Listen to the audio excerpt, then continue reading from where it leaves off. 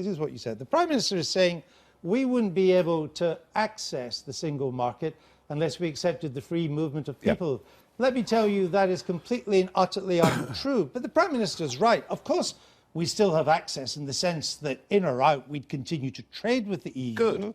Of course, we trade with the whole world. But he used the word access. But we would not be able to trade in the same terms as we have with the single market. Do you accept that? Right. What I object to in this debate is that quite deliberately, the Prime Minister and the Remain campaign, Lord Rose, well, he's disappeared, but the Remain campaign continually say that you cannot have access to the single market unless... Now, the truth is... I'm not saying that. Of course you would. What I'm trying to work out...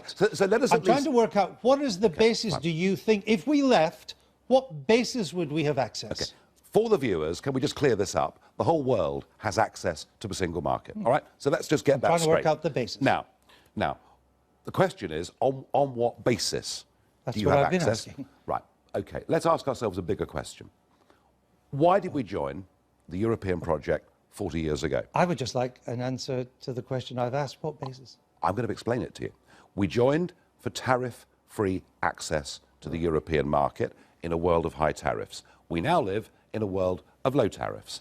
And that cuddly common market has now become a political union where the costs of being part of a single market outweigh any benefit that we get through reduction of tariffs. So, okay, we vote for Brexit, we go into a negotiation.